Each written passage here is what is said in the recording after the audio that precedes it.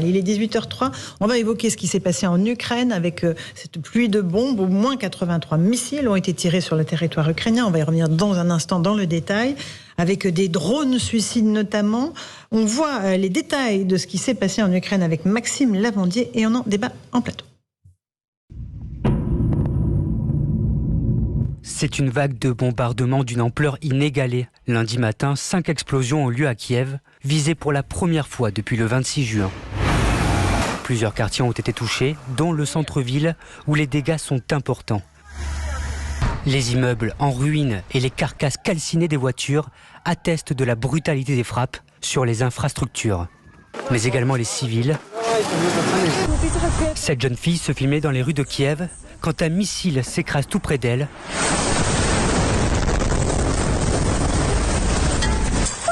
Traumatisée, elle se met à courir pour se mettre à l'abri. Selon un premier bilan de la police ukrainienne, les 75 missiles tirés ont fait une dizaine de morts et plus de 70 blessés. Outre la capitale, des frappes ont également été rapportées à Lviv, Dnipro et Zaporijia. Dans une vidéo postée sur les réseaux sociaux, Volodymyr Zelensky a réagi à ces attaques, précisant que la Russie avait employé des drones de combat pour les effacer de la surface de la Terre. Ce matin est difficile. Nous avons affaire à des terroristes, des dizaines de missiles, des Shaheds iraniens. Ils ont 2 cibles, les infrastructures énergétiques dans tout le pays. Ils veulent la panique et le chaos. Ils veulent détruire le système énergétique. Ils sont sans espoir. La deuxième cible est la population.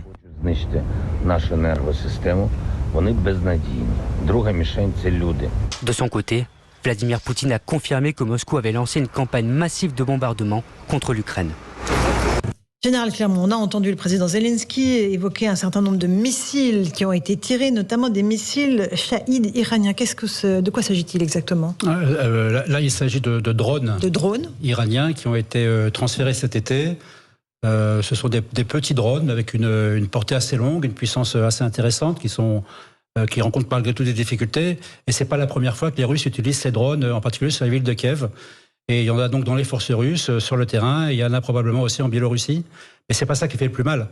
Ce sont des petites armes à côté de la dizaine, de la centaine, des milliers de missiles que possède la Russie. On pourra en parler, les raisons pour lesquelles ils ont un tel stock d'armement. Là, ils ont utilisé des missiles très puissants, qui font des dégâts très importants, dont la plupart sont très imprécis.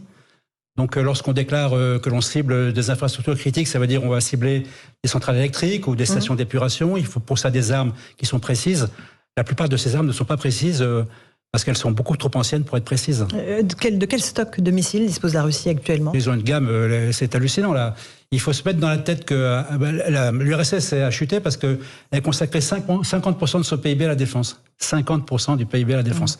Donc quand tout ça s'est arrêté en 91, tout cet armement, il y a une partie qui a disparu, il y a eu des vols, il y a eu de commerce d'armes, mais il y en a une grande quantité qui est stockée un peu partout en Russie, stockée de manière sans doute pas du tout conforme aux réglementations, en tout cas à la capacité de les remettre en vol. C'est la raison pour laquelle depuis le début de la guerre, depuis les premiers missiles longue portée tirés par la Russie, les Américains ont toujours dit qu'il y avait que 60% de ces missiles qui arrivaient au but. Soit ils partaient pas, soit ils trouvaient pas l'objectif, soit ils tapaient à côté de l'objectif.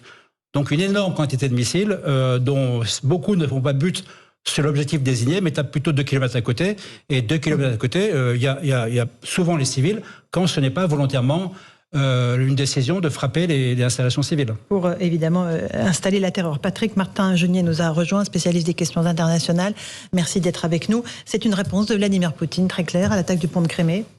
Alors, c'est une réponse, je ne suis pas certain que ce soit une seule réponse. À la suite de cette attaque, c'était prévu de toute façon, mais il est vrai qu'à la suite de cette attaque contre le pont de Crimée, dont certains disent encore que ce serait finalement les Russes qui l'auraient fait, mais on vient d'entendre un député ukrainien qui a dit non, manifestement ce sont les Ukrainiens, et que de toute façon, il faudra reprendre la Crimée. Donc ça ne fait guère de doute. Donc c'est une première... ce sont les Ukrainiens qui ont attaqué le pont de Crimée. Oui, voilà.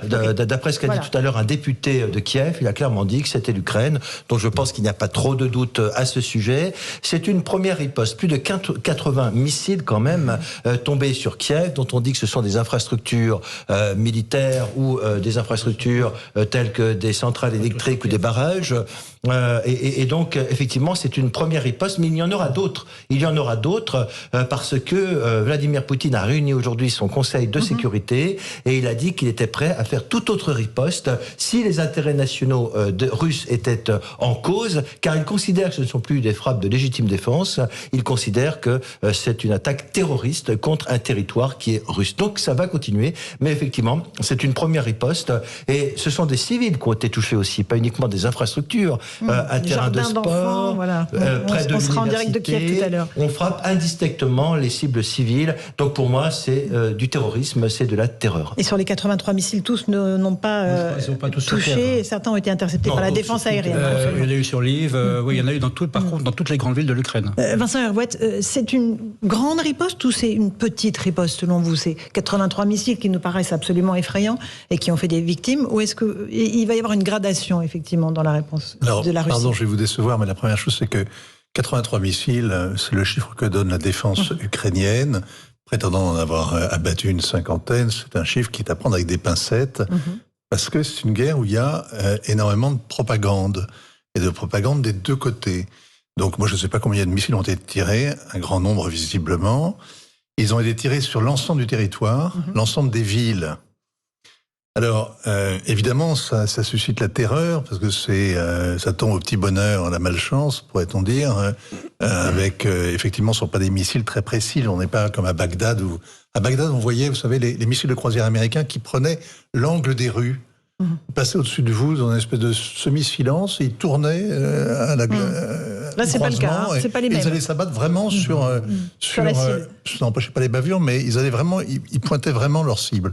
Là, c'est visiblement beaucoup plus flou. Mais je trouve qu'il y a un grand décalage entre l'émotion générale que ça suscite, notamment dans les commentaires depuis ce matin, et le fait que, notamment, par exemple, les déclarations de Zelensky, du président, disant que les Russes veulent nous effacer de la surface de la Terre. Il y a 10 morts aujourd'hui. 10 morts, c'est bilan beaucoup. Provisoire, c'est 10 tragédies, évidemment. Absolument. Et 60 blessés. Pour toutes ces familles endeuillées, c'est épouvantable. Et pour l'ensemble des civils, c'est la peur. Mais c'est 10 morts dans une guerre qui dure depuis 7 mois. Et la deuxième chose, c'est que la provocation a été telle hier, et le rire a été tel en Ukraine. C'est ça. Qu'on savait très bien que ça allait arriver. Bon, oui. Allez, une toute petite pause. On continue ce débat tous les 4 dans Punchline sur CNews et sur Europe 1. On partira en direct à Kiev pour voir comment la population se prépare à une nuit difficile. À tout de suite.